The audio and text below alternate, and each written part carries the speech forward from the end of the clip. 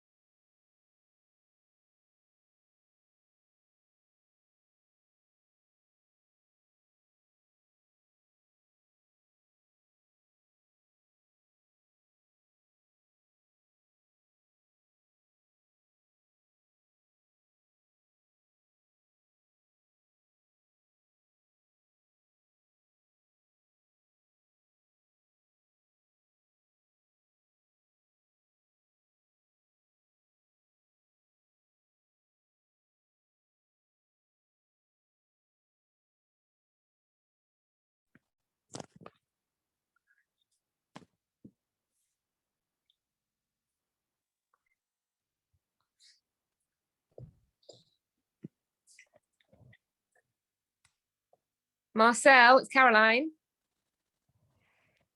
Hi, Caroline. Hi. Do you want me to make you host so you've got control, or do you want me to stay on the Zoom?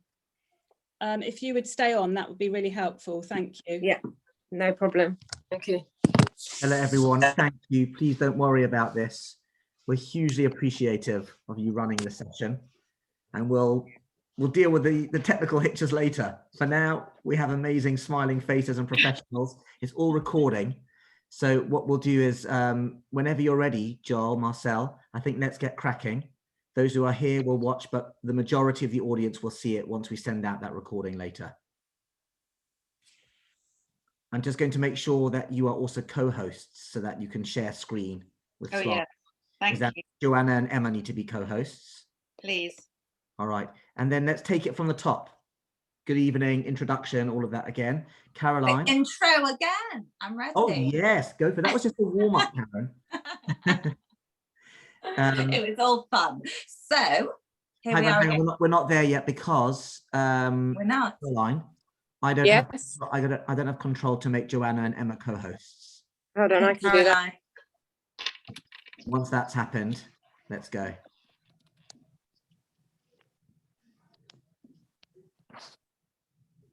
Okay, they're both co-hosts now. Ready to roll. Thank you, everyone. Right, ready to roll.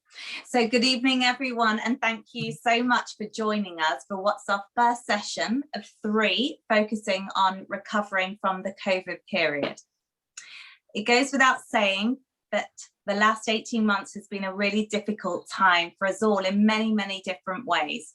And for some, the impact of COVID has consequently presented some challenges with their employment. So we had opted out of using Zoom tonight, but thank you for your patience, everyone. I'm delighted to welcome our speakers this evening, Emma May and Joanna Sadie from Work Avenue. They're at the top of the screen. And for those who are unfamiliar with Work Avenue, it's a charity that aims to provide people in the community with skills for life, which in turn will enable them to support themselves and their families. Without further ado, I'd like to introduce Emma, who is interim CEO of the charity and Director of Operations and Employment, and Joanna at the top, who's Head of Business at Work Avenue. Hi. And following Emma and Joanna's talk, there will be an opportunity to ask questions via the chat function, which I will facilitate. So Emma and Joanna, over to you. Thank you. Well, hi everyone. I'm Emma May.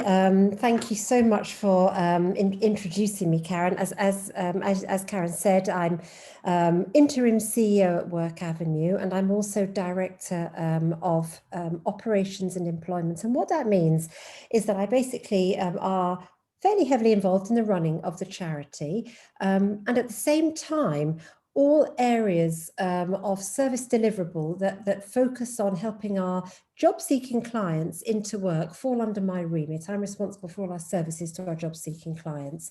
Jo, my colleague, who on my screen is sitting next to me, but who knows where she is on your screen, as head of our business division, basically is my parallel and is responsible for delivering or for the service delivery of all the services that we offer our entrepreneurial clients who are setting up a business and looking to earn their living by being entrepreneurial or setting up a business.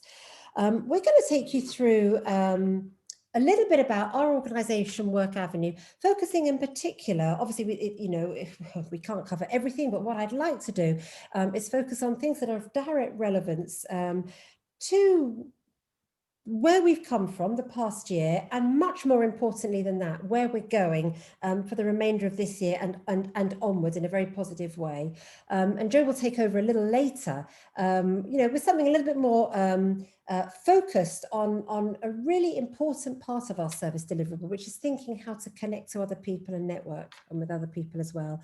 Jo, if you wouldn't mind loading the PowerPoint. I hope you're all going to be able to see this. There we are. As if by magic, there's a little PowerPoint. And I don't want this to be death by PowerPoint, so I am going to sort of move fairly swiftly through some of the slides. And of course, when you're delivering a PowerPoint and someone else is responsible for moving it across, we've all become so familiar with the governmental COVID press conferences. And I feel a bit like Chris Whitty. I am going to ask for the next slide to move on, please. Thank you very much. So let me tell you a little bit about our organisation. It was founded over a decade ago, and what we're here to do is to help people to earn a living. It really is that straightforward. The two main ways that people earn a living are either becoming entrepreneurial and becoming self-employed or freelance or starting a small business, alternatively by getting a job. So we either become employed or we become self-employed. And fundamentally, those are the two ways that people earn a living. And we work with all clients, people who are at all stages of their life, whether they're school leavers, graduates from university, people at any mid-stage throughout their career, right through to people who in the olden days you might have said would be retired, except of course there is no such thing as a retirement age anymore. Last year, 2020, over 2,000 people accessed our services. We have no reason to believe that number is going to be any different this year, 2021. So next slide, please.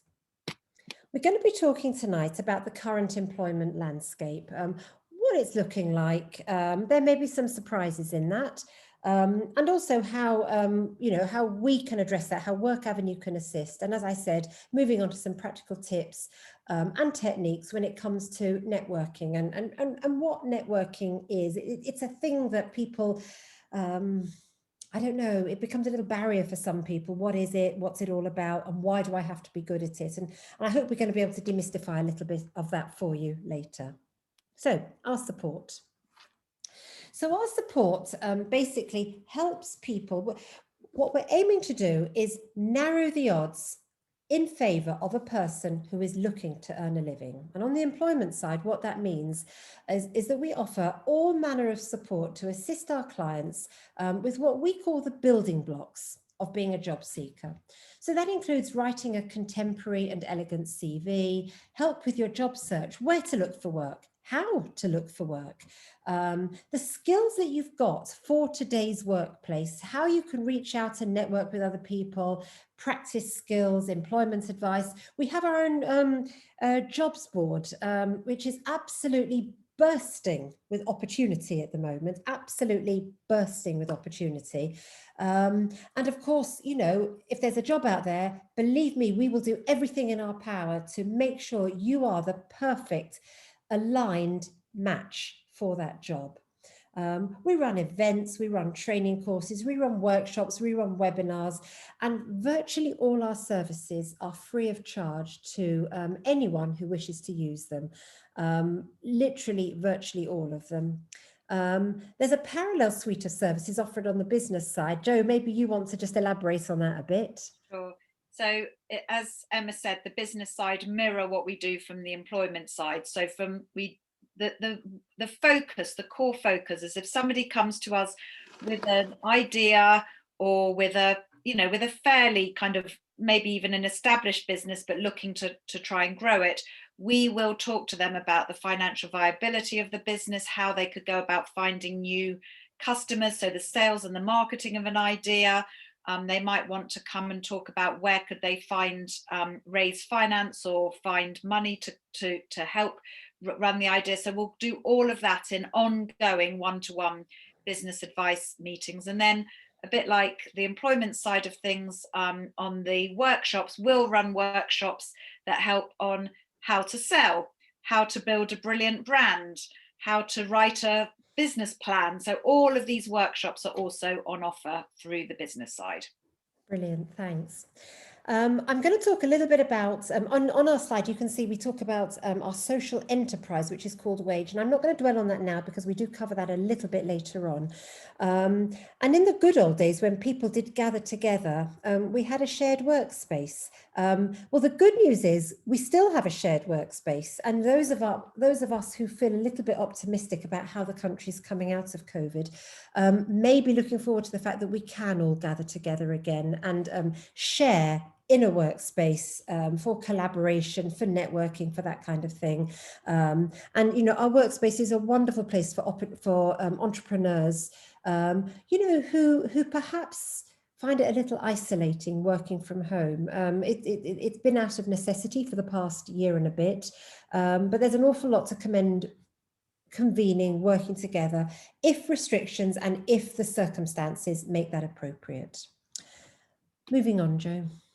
Now, look, it would be mad to not mention the impact of COVID last year. I don't know if you want to bring up all the, possibly bring up Marvellous, thank you.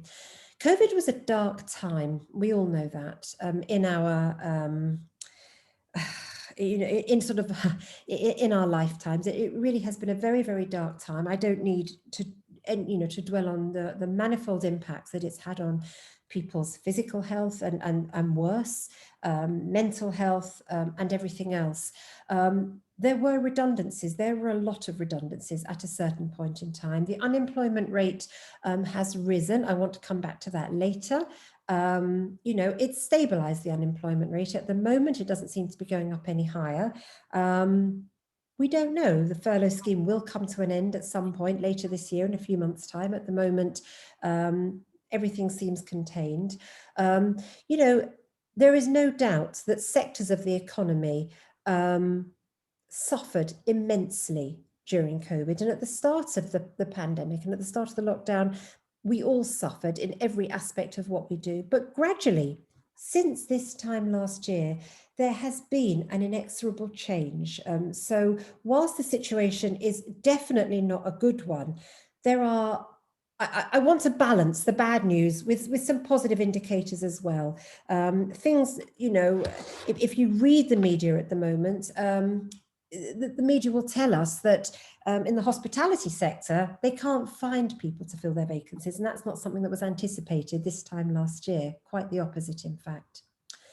Next slide, please, Jo. At the same time, during the pandemic, there has been an awful lot of support by the UK government to people in this country, probably more so actually than virtually every other nation in the Western world. There were the coronavirus job retention scheme, we know as the furlough scheme, has been an absolute, well, it's been a lifesaver for an awful lot of people and an awful lot of businesses. But there are other schemes you can see there. There's a scheme for self-employed people. You know, there was a bounce back loan scheme. There were grants of various types. There is a new Kickstart program, which some of you may have heard about, which takes people on universal credit and helps them. So again, all of these schemes are subject to certain conditions. I don't want to dwell on them too much, but I thought it was worth mentioning that there has been a lot of support. It doesn't mean that people haven't struggled in an awful lot of ways. But again, trying to present a balanced picture and not to be, you know, too extreme about things. the terrible situation was balanced by a lot of support coming from central government to help people, none of which was a complete universal panacea. But on the other hand, it was something. To move on, please. We at Work Avenue at the same time, you know, without any sort of preamble, we're quite fleet of foot about what we do. We're quite swift, we're quite adaptable, and we simply shrugged our shoulders and took all our services that were obviously before COVID face-to-face. We simply took them into the virtual world. So in previous times, if a client was seeing an advisor in an office, instead they saw their advisor one-to-one in just the same way that we're talking this evening on Zoom. It resulted with some very lovely positives, actually. We started running a series of webinars, which were all extremely well attended, and some might argue better attended than in person, where people didn't have to actually leave the comfort of their own home, worry about how they were going to get to us or park, or get the bus or public transport. All they had to do was, at the click of a mouse, join the event. It could be just as interactive as it was before. Just the same information could be conveyed. We've offered networking activities online. Businesses have pivoted their earning streams. Our workshops have all gone online. And at first, I have to say, this time last year, the jobs market, as I said, was looking understandably fairly gloomy. You know, businesses were in shock. Wind forward 1 year to where we are in May 2021, and I can tell you that if any of you care to go on our jobs board now, this week, today, we're actually, I think, posting just shy of 75 vacancies, which is more than we've ever posted at any one time before. And what that tells us is that there is activity. Organizations, businesses want to get back to normal. They want to re-energize. They want to get going again. They want to make up for lost ground of how life has been difficult. And we regard that with very, very optimistic eyes. We feel positive, we feel good. We feel that we have an awful lot of ways that we can support our job-seeking clients in that way. And obviously support our business clients, because increased activity in the business world means, guess what? Well, it means increased activity in the business world. All of these things are positives, and it's very encouraging from our perspective, and therefore hopefully from our clients' perspective as well. Joe, move on, please. Thank you. Now, this year, we've launched some really exciting new initiatives that I do want to just very quickly tell you about. Taking it from the left, a laptop library. We became aware, particularly during the pandemic, that some of our clients really struggled with technology. The very, very basic struggle, which is they didn't have it.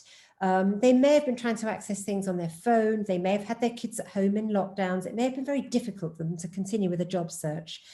We have a laptop library. It operates just the same as any other library, public library, where we loan out the tech. We loan out a laptop so somebody can carry on with their job search or with their online training, or for one-to-one meetings, or for whatever it happens to be, borrow one of our laptops, no charge, just borrow it.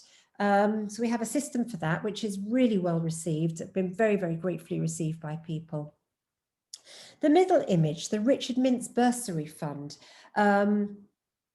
This is an interesting one. A lot of people have, you know, we talked about being agile, about being pivoting businesses and looking for new opportunities. And an awful lot of people have told us how much they want to retrain in new fields. But guess what? Training is expensive. And, you know, without the money to be able to retrain, you can't retrain, so you can't re-energize your earnings potential. And people get a little bit stuck in that. We have a bursary fund. It's a bursary fund that provides grants, not loans. It gifts money to people who wish to retrain in a new field. It was launched in November. It's still very alive and kicking, going strong. We have money to loan people who wish to retrain in a new vocational pathway so they can earn a living. Yes, they have to fulfill certain criteria, but we help people with that. And, you know, all information is available on our website.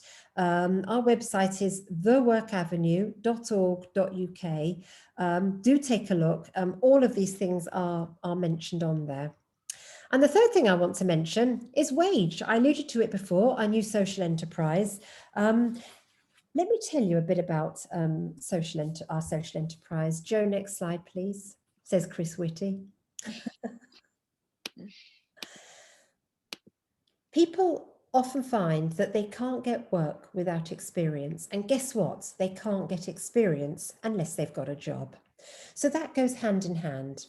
At the same time, Jo will endorse the fact that many small businesses tell her and her colleagues that they really have so much they'd love to do to progress their business, to take it to the next stage, but they just can't afford to pay for the cost of services that they need to do to enrich their business and move it to the next stage.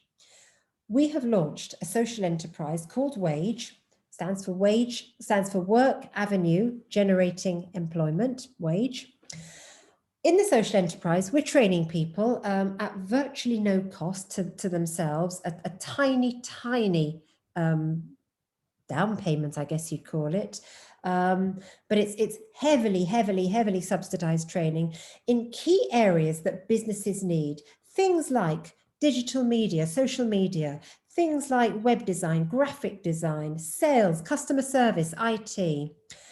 Those trained people are then given real material work projects in businesses that need their services. The business gets an absolute kickstart so they can grow their business. And the newly trained person is able to populate a CV, gain valuable experience so they can go out and get work. We kind of think it's like poetry in motion. Everyone wins, everyone gains. And, you know, best of all, the work is always guaranteed by a mentor to make sure that it doesn't fall below a standard, is absolutely above an important standard. So the business has peace of mind that they're getting great services. And, you know, a valuable microeconomy is created where the business is able to pay an affordable rate to have a new web designed for their business by a professional web designer who really needs the experience. To do some, I don't know, business development appointment setting so they can really invest in their sales pipeline by someone who's desperate to get a job in sales and needs that experience. It goes around and it comes around, and it's absolutely fantastic. Wage was launched in January. It's exceeding its sort of staging points as we go, and you know, we're getting fabulous feedback from both the newly trained people and also the businesses who are already taking advantage of it. Before we move on to the next stage, I'm always conscious of time, given you know, I don't want to sort of dwell on this too much. I'd like to sort of talk you through a couple of case studies that are real people who've used Work Avenue services. Next slide, Joe, if you don't mind. Thanks. These are real people. These are their real first names. Obviously, we've kept their anonymity by just taking away their surname, but they're real people who've used Work Avenue services very recently. I would say in the past 4 or 5 months. You know, Alan started a new business, as you can see. He had a brilliant idea for a business. It was a sales agent for a Dutch design company. And he knew what he wanted to do, but he was a little bit, he was absolutely invested in what he wanted to do, but running a business, making sure he had the framework, the discipline, to be able to do that, he was less clear about. As his quote says, as a sole trader, I'd been winging it and doing my own thing. But we helped him put a framework and put a structure into his business operations. You know, life is all about good timing, and Alan started this, you know, at the time when his business was dealing with both Brexit and COVID. And actually, of course, as we all know, it was very hard to pull apart what was Brexit and what was COVID, but it was a challenge, whichever way you looked at it. So Jo and her colleagues worked with Alan, you know, to understand client relationship management, cash flow, sales techniques, business planning, everything to make sure he ran his business as a business and not just as a kind of area of passion for him, which is all very well, but you have to run it as a business. He also was able to benefit from using our shared workspace. So he had, he had the opportunity to network, to collaborate, to take best practice from other people and offer what he did as best practice to other people. It meant he was engaging with the workforce. And I believe, Joe, his business is really thriving at the moment, and he's been able to pivot and change things. I think we keep in touch with him, but he's doing pretty well on his own at the moment, which of course is fantastic. Michael was an employment client. He was looking for work. He'd worked throughout his working life in retail. Well, guess what happened to retail in the pandemic? It became a very, very difficult place to find his next opportunity. But Michael, worked well with an advisor who was able to, again, give him structure, give him a pathway, take everything step by step and focus on what was important and discard the areas, keep him focused and discard the distracting things that were stopping him from moving ahead. We always say that the more a client engages with us, the easier it is for us to be able to engage back with a client.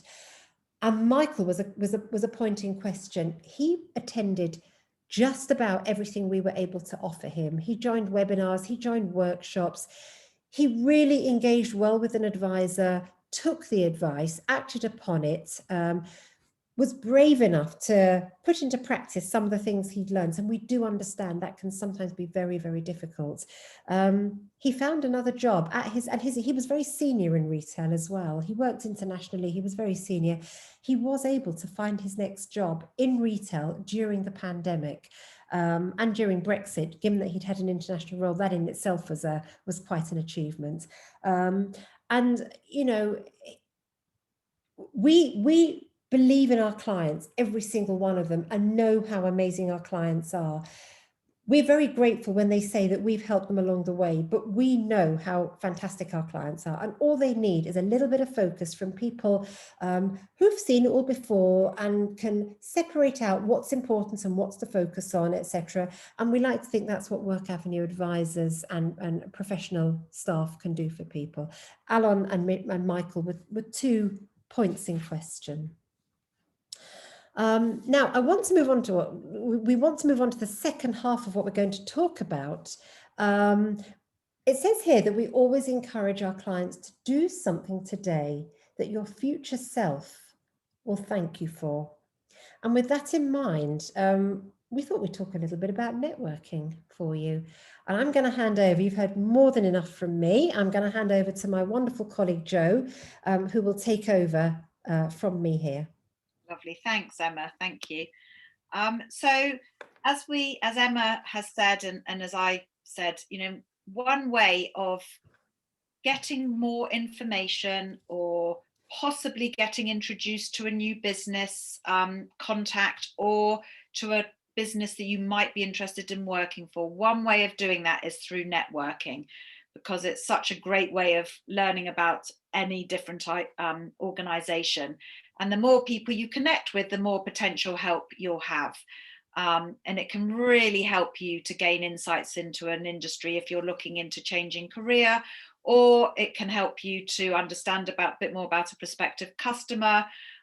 So we believe, I think networking, especially, I talk about it from a business point of view, or growing your client base, is a really powerful way of finding new clients and finding new businesses. And the reason we wanted to, as Emma touched on before, we wanted to kind of talk about networking is just to give you some really practical tips. Now, the workshops that we run on networking to find a job or networking to grow your own business are 3 hours long. So, we are going to cut this into kind of 5-10 minutes. So if you want to hear more and you want to get kind of more information, then please do come and sign up to the longer workshops. But we're going to talk about networking from using your personal connections, because really, hopefully, most people have got lots of personal connections, and a successful network will allow you to access key people. industry leads and inside information that might help you advance. And some people come to us and say, I can't use my network. It just puts me into a panic and I don't like it. And I don't think I can ask people. And some people say, oh, I don't have any connections, don't have anybody I can ask. But we really feel that most people are probably a lot better connected than they realize. And it will require you to push yourself a little bit out of your comfort zone. But we think that moving into that stretch zone will help. So your network might include current colleagues, former colleagues, people that you've been at university or college or school with, people that you might have interacted with professionally.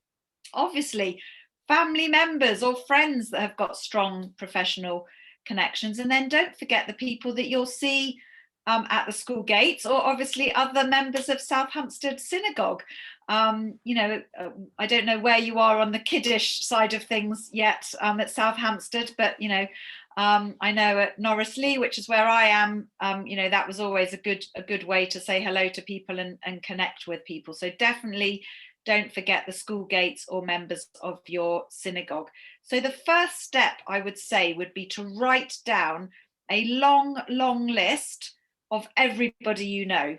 Go through your phone, look at your LinkedIn, just think about everybody and write that list down. That would be step number 1. Step number 2 then is mapping this network. So what you're having to do is categorize people whom you feel could best help advance your situation. And it might be that they've got actually direct access to organizations you're interested in, or maybe they've just got good knowledge about a specific industry, or maybe they'll be able to make introductions to useful people. So step number 2, after creating your master list of personal contacts, is to set an objective for your networking at that particular point. So if we think about a business, it might be, I would like to be introduced to people who are accountants. Or if you're a web designer, you might say, I would like to be introduced to other small businesses who might need some support in web design. Or if you're looking to get into property, your objective might be, I would like to get into property and I'd like to meet people who are in the property industry. So set an objective. And then also think about what you would like people who you network with and ask them to do for you. So just have a think about that step. And then what you'll be doing from your master list is mapping the network into 4 quadrants. So basically the vertical quadrant, if everybody can see my arrow going up and down, at the top, you've got people that you have a good relationship with. And at the bottom of the quadrant, you've got people that might be, it's a bit of a weaker relationship. And I'll talk about that in a minute. And then this horizontal axis is how useful or less useful that person might be from your master list in relation to the objective that you've set. So the good thing with this little map is you can map it or you can change it. You can map that list of personal contacts depending on the objective that you're looking to set. So what do I mean by good relationship or weaker relationship? So a good relationship would be somebody who you know really well. You're on WhatsApp with them, you're a good friend, you've worked very closely with them, you've worked with them recently. You feel that they would connect with you very positively. A weaker relationship is somebody who you do know, who would definitely, if you saw them in the street or you saw them at Kiddish, you'd be saying, hello, how are you doing? They definitely know you, but you just might feel a little bit more awkward reaching out to them. Or maybe you worked with them a few years ago and you haven't worked with them that recently. And again, so it's a little bit more awkward connecting with them. If we go back to the kiddish scenario, I always feel somebody you've got a good relationship with, you might go and have lunch with or socialize with, and a weak relationship might be somebody you'd say hello to at kiddish, but you might not necessarily go to their house for dinner. That's how I kind of would summarize good relationship and weaker relationship. And as I said, useful or less useful is totally in relation to that objective. So if we take the example that I was giving before about, let's say you're trying to get into the property field, maybe you really want to get into the property field, you would look at your list of contacts and think, who do I know that is either in the property field or who might have good connections to the property field? And who do I have a good relationship with, and who do I have a weak relationship? And then all you would do is write the names of the people into these quadrants. So the first people you would approach would be the people that would fit into this quadrant 1. The second lot of people you might approach would be the people that would fall into quadrant 2. And then if you think, okay, now I've exhausted everyone there, maybe I'll go to quadrant 3, because you know what, you never know who knows everybody. Everybody's got a connection. So you might think, oh, I'm really struggling with this job search, it's making me feel a bit down, and we would always suggest go and meet somebody for a coffee, go and have a walk with somebody, and then ask them who they know, because you just never know if they've got a good connection. So those would be the people to connect to in quadrant 3. And then in relation to that specific objective, if you feel those people have got a weak relationship and they're not useful, then we would say don't bother with people in quadrant 4 for that objective. But as we said, this mapping tool could be used in any scenario. So again, if you're looking to recruit, if you're looking to find a new supplier for your, a new web design supplier, you can map contacts, again, depending on any objective. So please, if anybody's got any questions about that who's on, then please do ask them. But I hope that mapping tool is a useful mapping tool to use, and we would obviously explain it and talk about it in a lot more detail on the workshop. So please do feel free. In fact, we've got a networking workshop at the end of June to grow your business, and I think there's also one from the employment side, Emma, as well, coming up in the next couple of months. So please, the next couple of days, actually, Friday morning. There we are. Okay. There might still be space. So yeah, that's something. And then the other thing that we always say when engaging with a network is, do be positive. Be the person that you would recommend, because if you're in a really miserable frame of mind, then maybe leave the networking until you feel a little bit more positive. And if you really lack confidence, then we also run a workshop called Building Up Your Confidence. So that might be the one to start with before the networking workshop.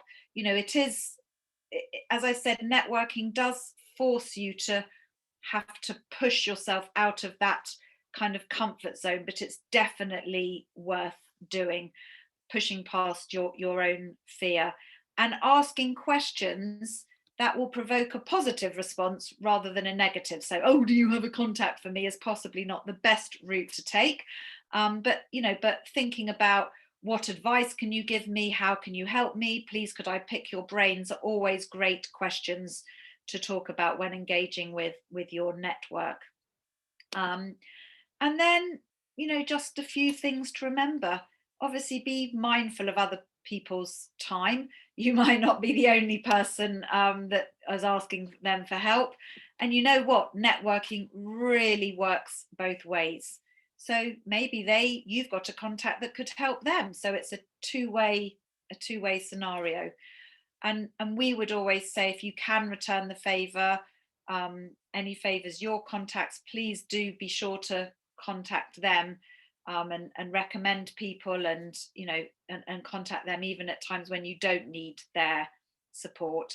And then even if we're not swapping physical business cards, be ready to give your email address, your phone number, and ready to exchange details. And in fact, in the networking for business workshop, we now have a whole section on networking at an event and networking online. And today we held a virtual networking event at Work Avenue with about 20 businesses, where they were all putting their information in the chat, and it's how to present yourself in breakout rooms and your elevator pitch.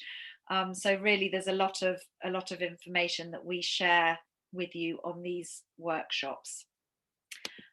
So yeah, that is, I really hope that kind of helped you have some practical tips for networking. But if you've got any questions whatsoever, I'm going to stop the share now.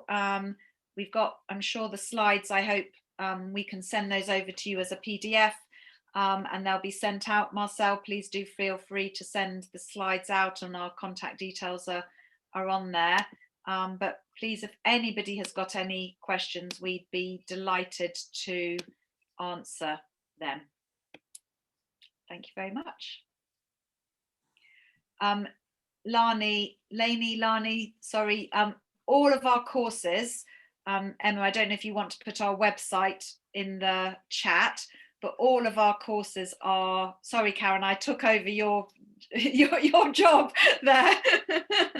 I'm just going straight to the chat, but all of our courses are online, and you can, if you just go to the events page, you can see everything that we have online.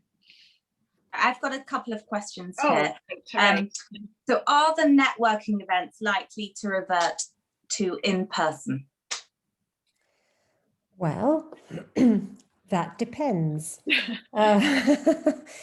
Firstly, we don't know precisely how, what and when. We believe, we're very, very optimistic that the world is, inexorably heading back to the good old world that we used to know. And all of that being the case, is a very positive sign that kind of tradition, I was going to call it normal service, but of course we are now normal still, but a traditional service will carry on. We would probably say that we will offer in the future a kind of hybrid service. There were aspects of face-to-face that cannot be recreated virtually. You definitely lose something virtually. We would say, as Joe and I would say, well, I can speak for myself, hope I can't really speak for Joe, but there are many that would say that working at home is definitely more efficient. Whether it's necessarily more effective is quite another matter, and the same would apply to networking events as well. But it's undeniable that people are now very used to operating online, and in many cases very comfortable with operating online. Now, I'm not saying that every single person is wholly comfortable with it, but if you take the mass of people, many of them are, find it quite fluent, quite comfortable. They're happy not to have to go somewhere and park, as we said before. So we will probably consider hybrid models potentially in the future. Alternatively, some face-to-face and some online. It will depend. We won't be ruling out online in the future when things return to normal, but we also won't be ruling out, we won't be eliminating, face-to-face again, because it was good to be face-to-face with our fellow mankind. Especially the workshops, when you can do exercises kind of together and you don't have to have everybody on mute, and so I think the workshops really do benefit. Yeah. And 3 hours on Zoom, or I mean, obviously we have breaks, but it's quite kind of intense. Whereas if you can do it face to face, it's much nicer, and people chat and network. And again, it's not as easy to do that kind of thing online. So it will depend on the activity. Yeah. Great, thank you. And one of the questions I have here you touched on the courses. So are all the courses generic, or do you run specific courses? And this person said they're interested in a career change into property.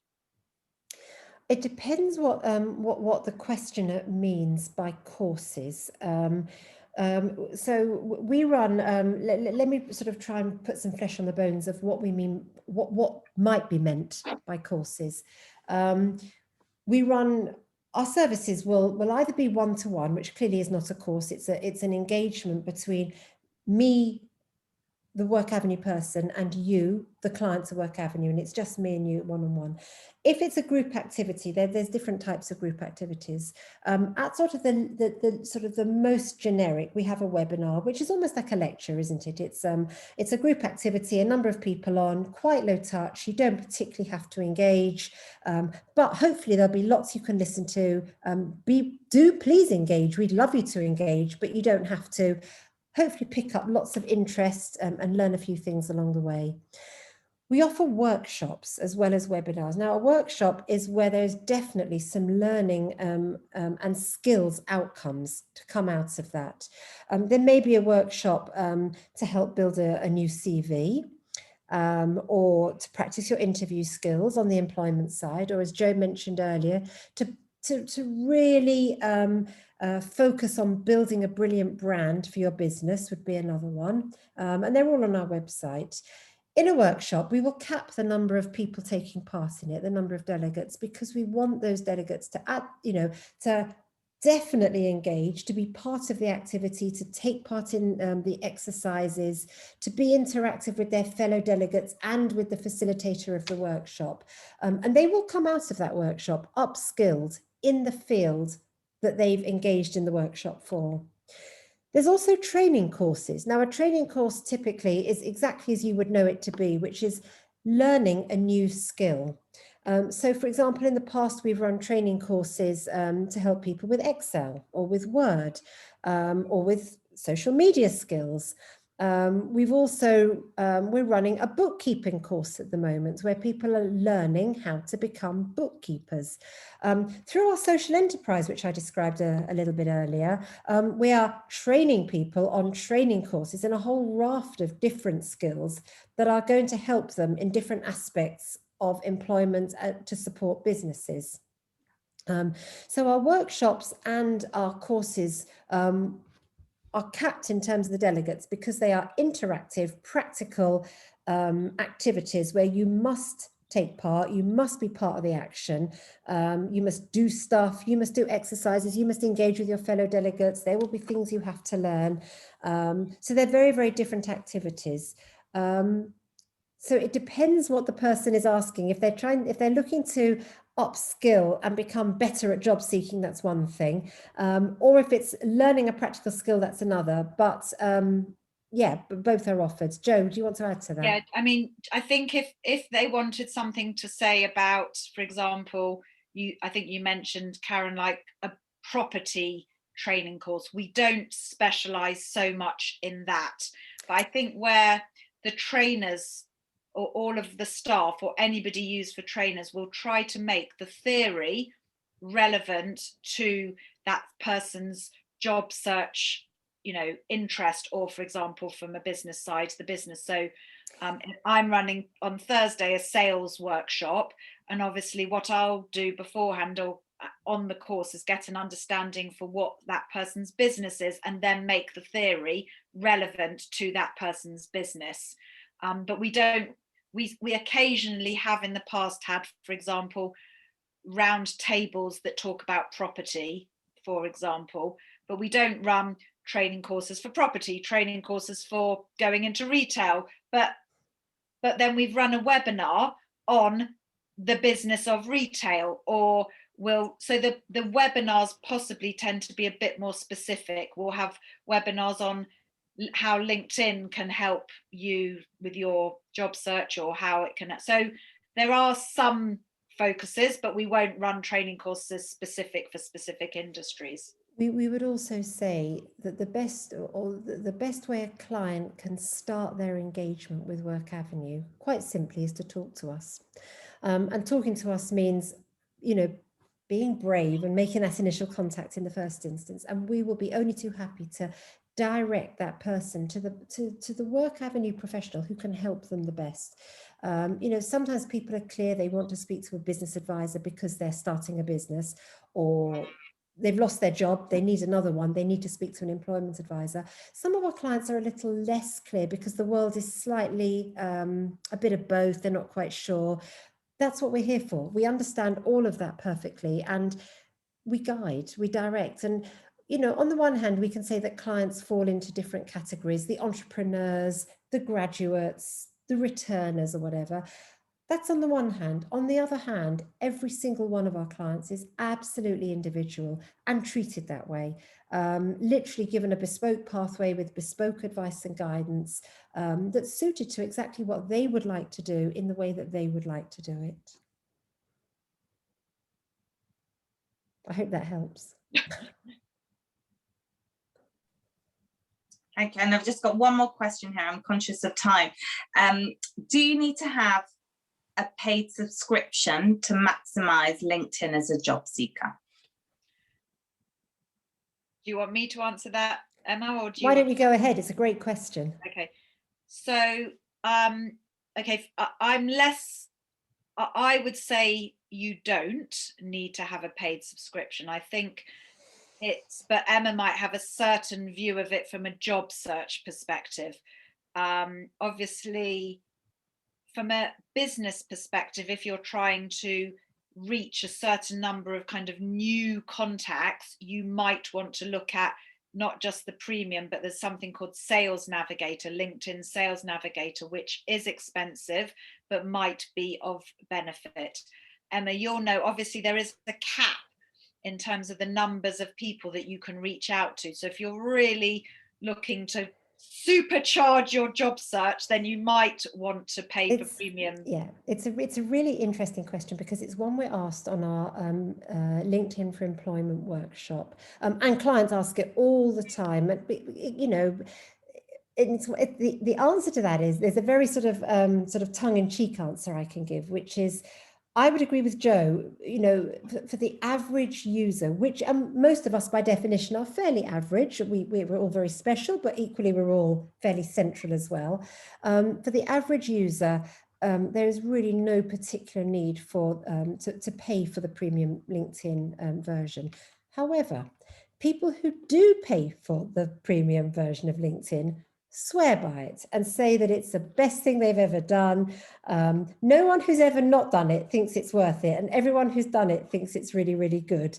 You know, for the average person who's job seeking, or as Joe says, the average person who's becoming entrepreneurial, starting a business, everything you need to be able to do in day-to-day practical terms can be achieved without it.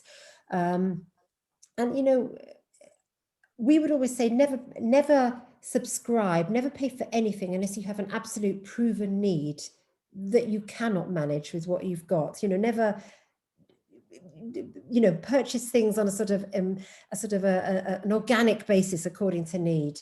And very few people, we would say, need it. I would agree. Thank you. Any further questions? No? Well, thank you both. On behalf of Southampton Senegal, thank you both very much for your time this evening, and I'm glad that Zoom has worked so perfectly. It normally behaves quite well, Zoom, doesn't it? It does. Please do reach out. We're here if you need us. So, you know, we'd love to speak to anybody. Thank you. That's a lot of really valuable advice. So thank you. Thank you for inviting us tonight. Yeah, very much appreciated. Thank you.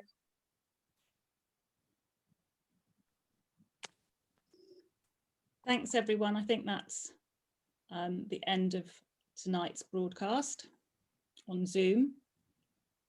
I think most people are starting to leave.